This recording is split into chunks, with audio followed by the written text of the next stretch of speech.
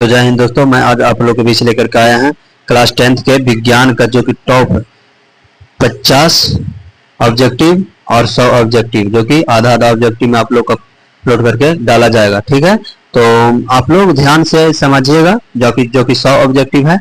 तो मैं पूरा के पूरे ऑब्जेक्टिव आज कराने जा रहा हूं। तो बिहार बोर्ड 2026-2027 के लिए बहुत ही इंपॉर्टेंट है, तो ध्यान पूर्वक रखते हुए आप लोग ध्यान से समझिए। ठीक है, तो 2027 के बच्चों के लिए बहुत ही इंपॉर्टेंट ऑब्जेक्टिव है, तो आप लोग समझते हुए चलिए और एक एक ऑब्जेक्टिव को जवाब देने का प्रयास आप लोग करिएगा। ठीक है, चलिए क्या लिखा, विद्युत धारा की ऐसा मात्रा, ऐसा एक इकाई क्या है, ऐसा इकाई क्या है, एम्पियर है। क्या है? एम्पियर। विद्युत धारा की ऐसा इकाई क्या है? एम्पियर है। तो आप लोग ध्यान, नेक्स्ट क्वेश्चन चलते हैं। ध्यान में रखते हुए एकदम पूरी अच्छी तरह से इज्जत से पढ़िए और ध्यान से समझिएगा। ठीक है, चलिए आइए।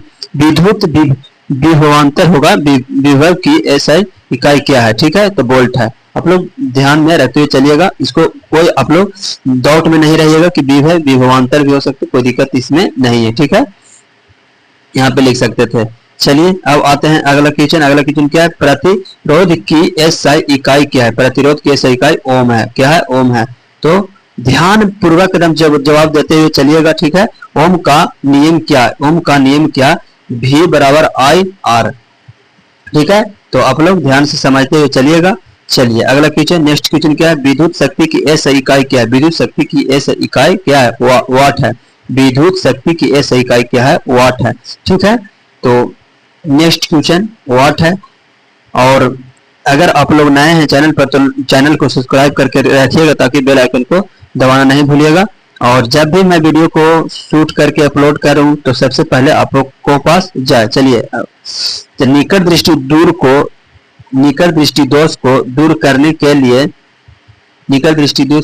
करने के लिए कौन सा लेंस का प्रयोग होता है? कौन सा लेंस का प्रयोग होता है? अवतल लेंस का प्रयोग होता है। कौन सा लेंस का प्रयोग होता है? अवतल लेंस का प्रयोग होता है। ठीक है, अवतल लेंस का प्रयोग होता है। तो आप लोग ध्यान में रखते हुए चलिएगा। ठीक है, आइए अगला क्वेश्चन क्या हमारा है? अगला क्वेश्चन है, दूरदृष्टि दोष को दूर करने के लिए कौन सा लेंस उपयोग होता है? कौन सा लेंस प्रयोग या उपयोग होता है? कौन सा लेंस होता है? तो उत्तल लेंस होता है। दूरदृष्टि दोष को दूर करने के लिए उत्तल लेंस और निकट दृष्टि दोष को दूर करने के लिए अवतल लेंस। तो आप लोग दोनों को दम ध्यान पूर्वक रख रहे हैं दिमाग में, जो कि 2027 में आने का अधिक से अधिक संभावना है मेरे प्यारे भाइयों। तो आप लोग दम ऐसा पढ़िए कि ताकि 2027 में अच्छी तरह से बिहार बोर्ड में ऑब्जेक्टिव का टेंशन न रहे। ठीक है, आइए अगला क्वेश्चन देखते हैं। अगला क्वेश्चन हमारा क्या? नेक्स्ट क्वेश्चन, लेंस की शक्ति की इकाई क्या है? लेंस की शक्ति की इकाई डायोप्टर।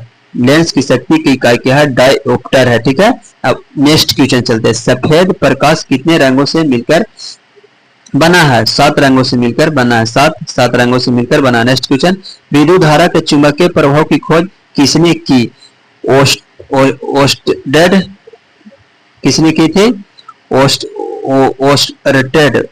ओस्टेड ने की थी। तो आप लोग ध्यान से समझते चलिए। विद्युत जनित किस ऊर्जा को विद्युत ऊर्जा में बदलता है? विद्युत जनित्र किस ऊर्जा को विद्युत ऊर्जा में बदलता है? तो यांत्रिक ऊर्जा को विद्युत ऊर्जा में बदलता है विद्युत जनित्र। ठीक है, विद्युत मोटर किस ऊर्जा को यांत्रिक ऊर्जा में बदलता है? तो विद्युत ऊर्जा यांत्रिक ऊर्जा में बदलता है विद्युत ऊर्जा। ठीक है, विद्युत मोटर किस ऊर्जा को? तो विद्युत ऊर्जा को यांत्रिक ऊर्जा में बदलता है। ठीक है, आप लोग ध्यान में रखते चलिए। रासायनिक अभिक्रिया में नए पदार्थ बनने को क्या कहते हैं?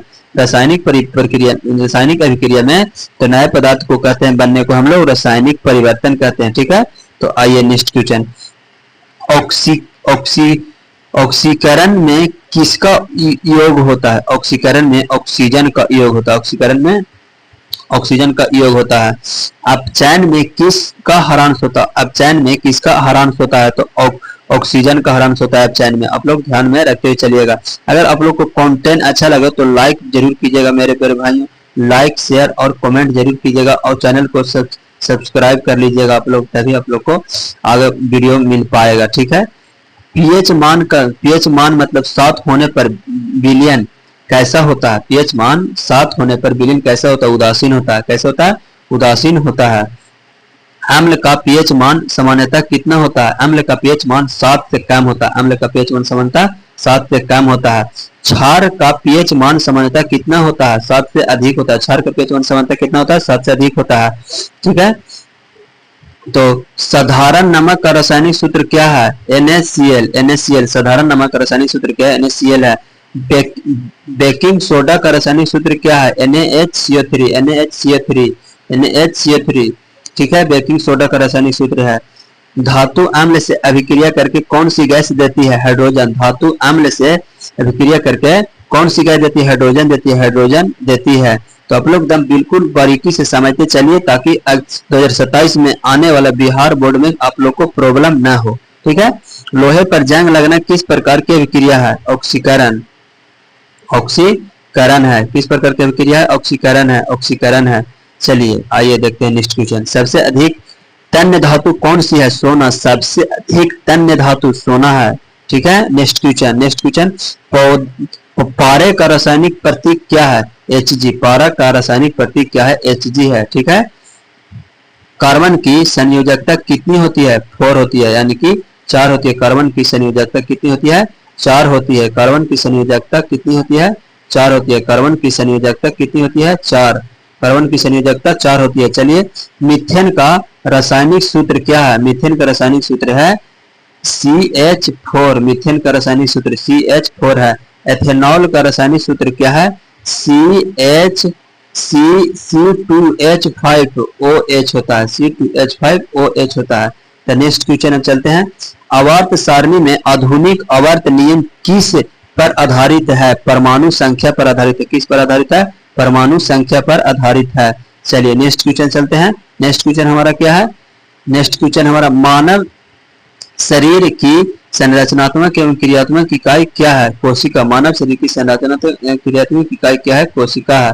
क्या है? कोशिका। कोशिका है। चलिए नेक्स्ट क्वेश्चन चलते हैं। पौधों में प्रकाश संश्लेषण मुख्यतः कहाँ होती है? पत्तियों में। पौधों में प्रकाश संश्लेषण मुख्यतः कहाँ होती है? पत्तियों में। प्रकाश संश्लेषण में कौन सी गैस प्रयुक्त होती है? प्रकाश संश्लेषण कौन सी गैस प्रयुक्त होती है? Carbon dioxide. कौन सी होती है? कार्बन डाइऑक्साइड होती है। मानव शरीर में भोजन का पाचन मुख्यतः कहाँ पूरा होता है? छोटी आंत में। मानव शरीर में भोजन का पाचन मुख्यतः, मानव शरीर की संरचनात्मक क्रियात्मक इकाई को क्या कहते हैं? कोशिका कहते हैं। ये तो हम लोग पढ़ लिए थे। अगला क्वेश्चन है, पौधों में प्रकाश संश्लेषण मुख्यतः कहाँ होती है? पौधों में प्रकाश संश्लेषण पत्तियों में होती है। पौधों में प्रकाश संश्लेषण मुख्यतः कहाँ होती है? पत्तियों में होती है। तो आप लोग ध्यान देते हुए चलिएगा। ठीक है, प्रकाश संश्लेषण में कौन सी गैस प्रयुक्त होती है? प्रकाश संश्लेषण में कौन सी गैस? Carbon dioxide. Carbon dioxide. Carbon dioxide. मानव शरीर में भोजन का पाचन मुख्यतः कहाँ पूरा होता है? छोटी आंत में होता है। छोटी आंत में होता है। ठीक है, लाल मतलब रक्त का लाल रंग हीमोग्लोबिन के कारण होता है। ठीक है, आप लोग तो समझते होंगे, रक्त का लाल रंग हीमोग्लोबिन के कारण होता है। मानव हृदय में कितने कक्ष होते हैं? 4। मानव हृदय में कितने कक्ष होते हैं? 4 होते हैं। मानव में श्वसन का मुख्य अंग कौन सा है? मानव में श्वसन का मुख्य अंग फेफड़ा। फेफड़ा है। ठीक है, आप लोग ध्यान से एकदम समझते हुए चलिएगा और अच्छी तरह से पढ़िएगा, ताकि 2027 के आने वाला बिहार बोर्ड में आप लोग अच्छा नंबर ला सके। ठीक है, पौधों में जल का परिवहन किस ऊतक द्वारा होता है? पौधों में जल का परिवहन जाइलम के द्वारा होता है। जाइलम के द्वारा होता है। पौधों में भोजन का परिवहन किस ऊतक द्वारा होता है? फ्लोएम के द्वारा होता है। पौधों में भोजन का परिवहन किस ऊतक द्वारा होता है? तो फ्लोएम के द्वारा होता है। मानव मस्तिष्क का सबसे बड़ा भाग कौन सा है? परम मस्तिष्क। ठीक है, मानव मस्तिष्क का सबसे बड़ा भाग परम मस्तिष्क है। पौधों में वृद्धि के लिए प्रमुख हार्मोन कौन सा है? ऑक्सीन। पौधों में वृद्धि के लिए प्रमुख हार्मोन ऑक्सीन है। नेक्स्ट क्वेश्चन हमारा है, मनुष्य में नर युग्म को क्या कहते हैं? मतलब मनुष्य में जो नर युग्म हमारा जो XX होता है वो शुक्राणु होता है। ठीक है, और मादा में जो होता है नर में जो XY होता है और मादा में XX होता है। ठीक है, तो मादा में युग्म को अंडाणु कहते हैं। चलिए, युग्म को अंडाणु मादा में कहते हैं। चलिए, निषेचन के बाद बनने वाली कोशिका को क्या कहते हैं? युग्मनज कहते हैं। चलिए नेक्स्ट क्वेश्चन क्या हमारा?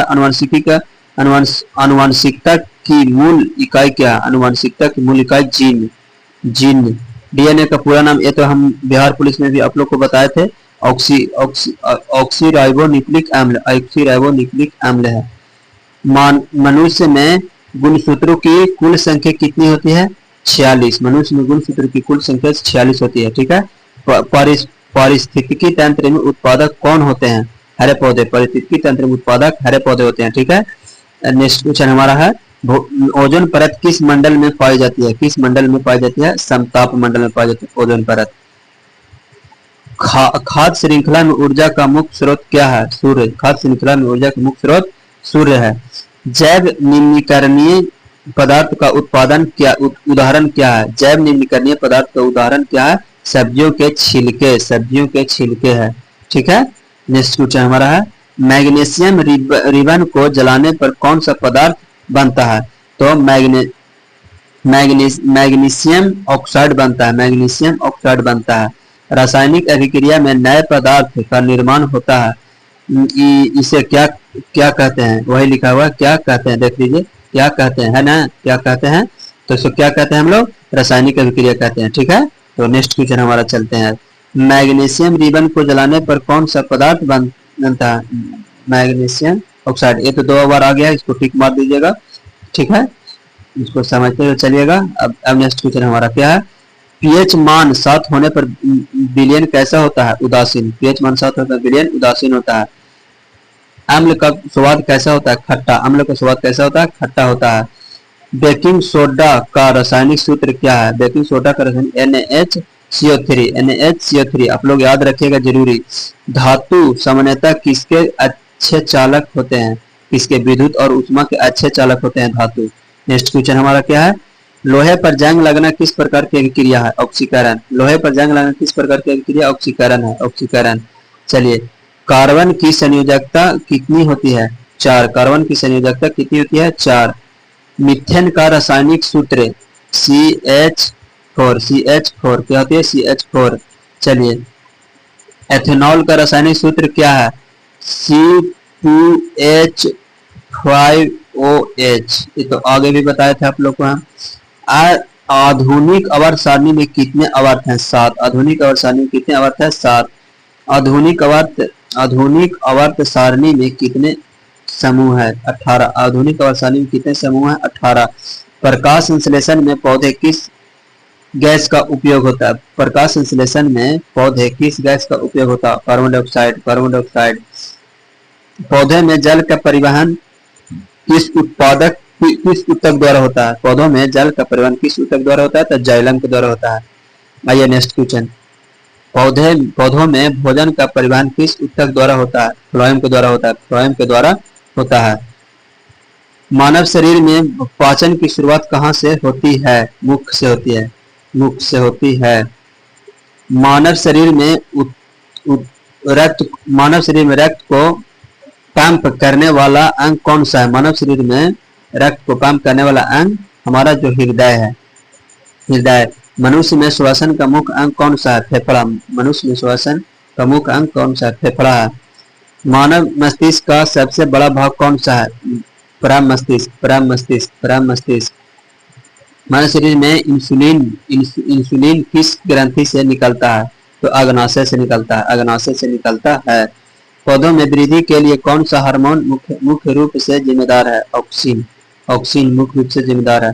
मानव में नर युग्म को क्या कहते हैं? शुक्राणु। मानव नर युग्म को क्या कहते हैं? शुक्राणु।